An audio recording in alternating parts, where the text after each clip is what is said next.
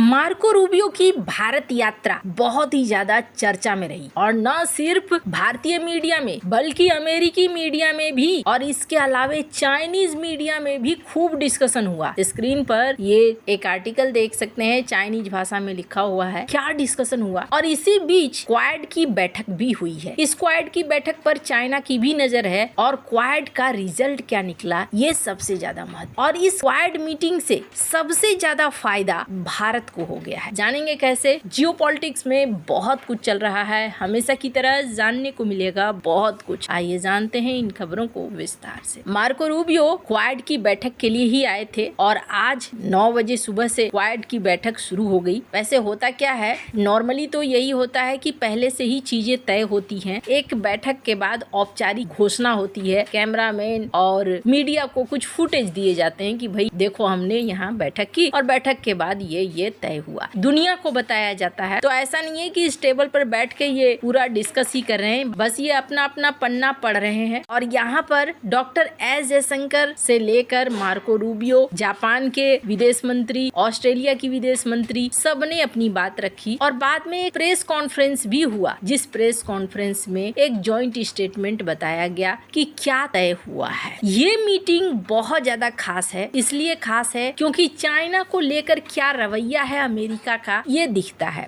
China से meeting के बाद डोनाल्ड ट्रंप ने मार्को रूबियो को भारत भेजा और मार्को रूबियो जैसे ही भारत पहुंचे, हालांकि भारत में ये पहली बार देखने को मिला कि एक पत्रकार जिनका नाम सिद्धांत सिब्बल है, उन्होंने सीधे सवाल कर दिया और वो भी एक संवेदनशील प्रश्न को, जिसके बाद थोड़ा सा हड़बड़ाए थे मार्को रूबियो और ये चर्चा का विषय बना। जहां अमेरिका में जो डोनाल्ड ट्रंप का एक बड़ा बेस है वो भी मार्को रूबियो से नाराज दिखा, क्योंकि उन्होंने ये कह दिया था कि ऐसा कहने वाले मूर्ख होते हैं। तो ऐसे में बहुत सारे लोग हैं जो भारत के खिलाफ बयान देते हैं, उन्होंने उन सबको मूर्ख बता दिया। तो ये तो होना ही था। पर चाइना में भी डिस्कशन हुआ। मार्को रूबियो और पत्रकार की इस घटना के बाद चाइना में ये डिस्कशन हो रहा है, दो तरह का डिस्कशन हो रहा है। पहला डिस्कशन ये हो रहा है कि भारत और अमेरिका के बीच में दूरियां दिख रही है। भारत ने अब पत्रकार वगैरह आराम से पूछ रहे हैं ऐसे सवाल भी जो सवाल बहुत कड़े हैं, वो सवाल पूछे गए। मार्को रूबियो असहज दिखे। हालांकि कुछ चाइनीज यूजर ये कह रहे हैं कि चलो अच्छा है, भारत तो सीधे सवाल कर लेता है, हमारे यहाँ तो सीधे सवाल होता ही नहीं है। तो वहीं कुछ लोग ये कह रहे हैं कि मार्को रूबियो का ये बयान बड़ा चर्चा में आने वाला है, मार्को रूबियो ने मूर्ख कह दिया। तो ये खैर चर्चा का विषय बना हुआ है चाइना के अंदर। लेकिन चाइना के लोग भी क्वाड के प्रति अपने ध्यान को बना कर रखे हुए हैं कि क्वाड कहीं उनके लिए मुसीबत न बने। अब क्यों ऐसा है, पहले तो इस मीटिंग की शुरुआत हुई और इस मीटिंग में सबने अपनी अपनी राय रखी। जापान ने सीधे सीधे कई बातें कही। इंडो पैसिफिक की सुरक्षा होनी चाहिए। साथ ही साथ उन्होंने ये भी कहा कि ग्लोबल सप्लाई चेन का टूटना ठीक नहीं है, उसको बनाए रखना होगा और हम चारों देशों को आपस में सहयोग रखना होगा ताकि हमें किसी तीसरे देश की जरूरत ना पड़े, किसी और देश की जरूरत ना पड़े।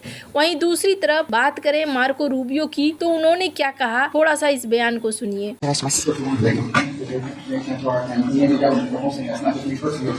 Over the last 3 days, not just I want to thank Minister Jay Shankar and the Indian government for hosting us here, not just in the bilateral visit over the last 3 days, but for hosting this important gathering here again today. I want to thank Toshi and Penny as well for joining us, with your willingness to come over here and do this, and it comes at an important time. It was our goal as I began as Secretary of State, and has been pointed out earlier, my first meeting as a Secretary of State was the Quad, literally within minutes of being sworn in, and I thought that demonstrated our commitment to this process. But our goal collectively over the last year has been to turn this from a forum in which we meet and talk about problems to one where we actually do something about it. And I think we can report to our peoples, respectively, that we are beginning to do that pretty aggressively and pretty impressively on the areas of cooperation. And it's also interesting that on the areas that we are working together on have become even more relevant and more important because of recent events around the world.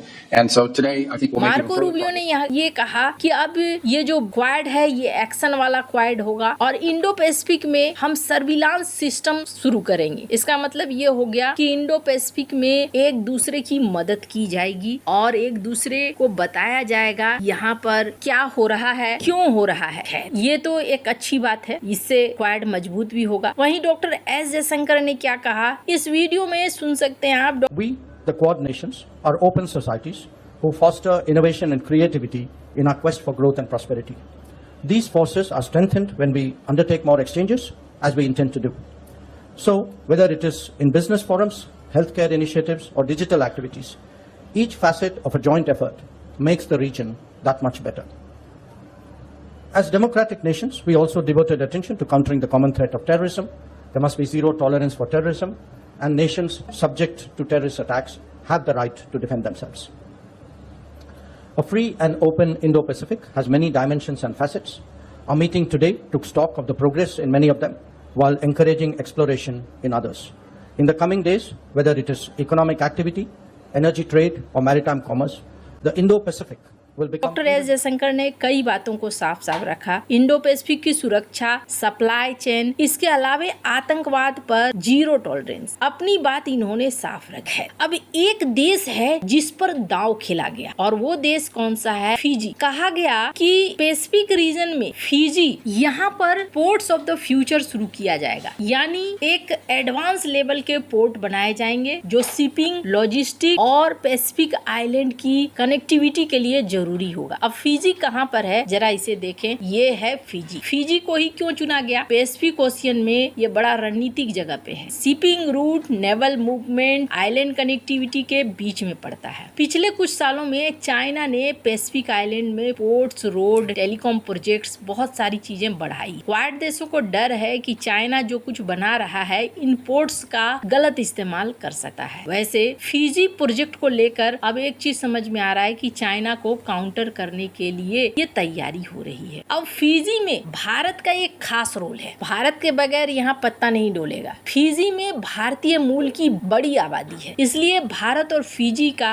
ऐतिहासिक रिश्ता बहुत मजबूत है, और यहाँ पर अब Pacific में घुस रहा है क्वाड, ये भी साफ देखने को मिल रहा है। खैर, आपको बता दूं, फिजी में बहुत ज्यादा हिंदी बोली जाती है, भारतीय त्योहार मनाए जाते हैं, भारत के ओरिजिन के राजनीतिज्ञ भी हैं। चाइना पैसिफिक आइलैंड में अपने प्रभाव को बढ़ा रहा है, तो क्वाड देश इसे काउंटर कर रहे हैं। अब मैंने क्यों कहा कि इस क्वाड मीटिंग में आगे क्या होगा ये पता नहीं है, क्योंकि ट्रंप आएंगे कि नहीं आएंगे उनका कोई गारंटी नहीं है। वैसे भी हजार चीजें अभी साथ साथ चल रही है। ईरान का मामला हल नहीं हुआ है, गाजा का मामला हल नहीं हुआ है, रूस यूक्रेन का मामला हल नहीं हुआ है, और दूसरी बात यह है कि उनसे भी तो इसी तरीके का सवाल पूछे जा सकते हैं जो मार्को रूबियो से पूछा गया। बहुत कुछ उन्होंने रायता फैलाया है, तो रायता अभी तक सिमटा नहीं है, और लोगों के ध्यान में वो रायता है। इस वजह से भी पता नहीं डोनाल्ड ट्रंप आएंगे कि नहीं आएंगे, और आगे समिट होगी कि नहीं होगी। लेकिन इस पूरे समिट से भारत को दो फायदे हुए हैं। पहली बात तो इंडो पैसिफिक को लेकर सारे देश इकट्ठा हो रहे हैं। दूसरी बड़ी चीज, ऑस्ट्रेलिया, जापान, ये वो देश हैं जिनके पास रेयर अर्थ मटेरियल, टेक्नोलॉजी, इन सब में मदद करने के लिए बहुत कुछ है। अभी चाइना ने कुछ रेयर अर्थ मटेरियल को ब्लॉक किया है, तो उसकी कमी ऑस्ट्रेलिया पूरा कर रहा है, और ऑस्ट्रेलिया भारत के साथ संबंधों को एक नए लेवल पर ले जाना चाह रहा है। तो ये भारत के लिए सबसे ज्यादा फायदे वाली बात है। यानी कुल मिलाकर कहें तो क्वाड अभी पूरी तरीके से समाप्त नहीं हुआ है, और क्वाड अभी कुछ हद तक बचा हुआ है, और डोनाल्ड ट्रंप इस उम्मीद से देख रहे हैं कि हाँ भाई, हम क्वाड को लेकर आगे बढ़े। हालांकि ये पहली बार है जब क्वाड अब थोड़े इंडो पैसिफिक कर रहा है, सुरक्षा वगैरह के मुद्दे में बात कर रहा है। पहले सिर्फ आर्थिक तौर पर बात होती थी। आपको क्या लगता है इन सब मामले में? आपकी क्या राय है? कमेंट कर जरूर बताएं। जल्द मिलते हैं अगले वीडियो में नई खबर के साथ।